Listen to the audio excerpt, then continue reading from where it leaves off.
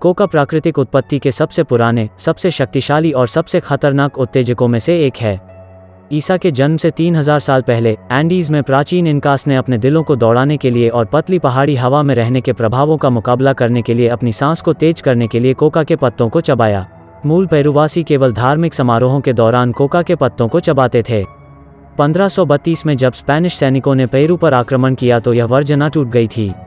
Spanish चांदी की खदानों में मजबूर भारतीय मजदूरों को कोका के पत्तों की आपूर्ति की जाती थी क्योंकि इससे उन्हें नियंत्रित करना और शोषण करना आसान हो जाता था।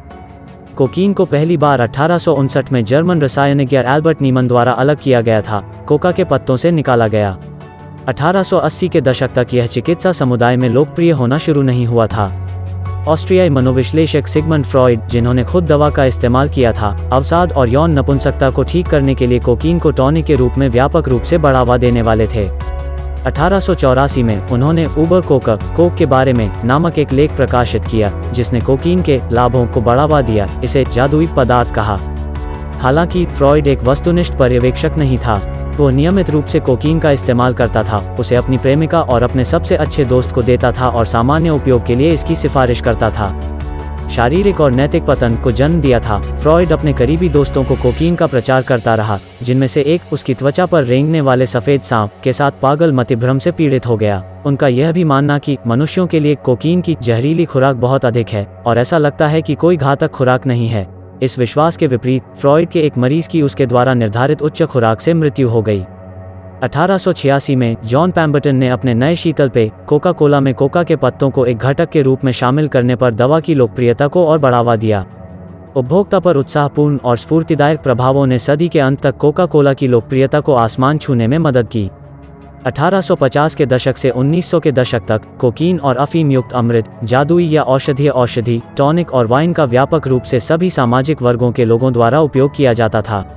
कोकीन, टॉनिक और अमृत के चमत्कारी प्रभावों को बढ़ावा देने वाले उल्लेखनीय आंकड़ों में आविष्कारक थॉमस एडिसन और अभिनेत्री सारा बर्नहार्ट शामिल थे।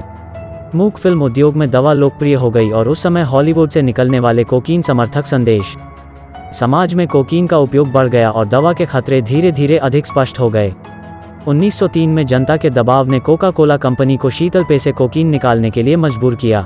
1905 तक यह कोकीन को सूंघने के लिए लोकप्रिय हो गया था और 5 वर्षों के भीतर अस्पतालों और चिकित्सा साहित्य ने इस दवा के उपयोग से नाक की क्षति के मामलों की रिपोर्ट करना शुरू कर दिया था।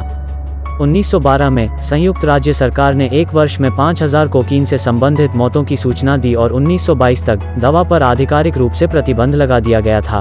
1970 के दशक में कोकीन मनोरंजन करने वालों और व्यवसायियों के लिए फैशनेबल नई दवा के रूप में उभरा। फास्ट लेन में यात्रा के लिए कोकीन एकदम सही साथी लग रहा था। इसने ऊर्जा प्रदान की और लोगों को ऊपर रहने में मदद की। कुछ अमेरिकी विश्वविद्यालयों में कोकीन का प्रयोग करने वाले छात्रों का प्रतिशत 1970 और 1980 के बीच 10 गुना बढ़ गया।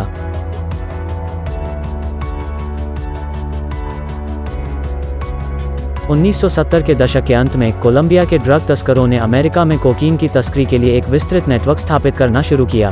परंपरागत रूप से कोकीन की आदत के बड़े खर्च के कारण कोकीन एक अमीर आदमी की दवा थी।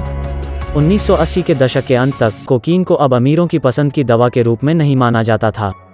तब तक यह अमेरिका की सबसे खतरनाक और नशे की लत वाली दवा के रूप में ख्याति प्राप्त कर चुका था, जो गरीबी, अपराध और मृत्यु से जुड़ी थी। 1990 के दशक की शुरुआत में कोलंबियाई ड्रग कार्टेल ने प्रति वर्ष 500 से 800 टन कोकीन का उत्पादन और निर्यात किया, न केवल अमेरिका बल्कि यूरोप और एशिया को भी शिपिंग किया। 1990 के दशक के मध्य में कानून प्रवर्तन एजेंसियों द्वारा बड़े कार्टेल को नष्ट कर दिया गया था, लेकिन उन्हें छोटे समूहों द्वारा बदल दिया गया था। आज कोलंबिया में 300 से अधिक ज्ञात सक्रिय ड्रग तस्करी संगठनों के साथ 2008 तक कोकीन दुनिया में दूसरी सबसे अधिक तस्करी वाली अवैध दवा बन गई थी।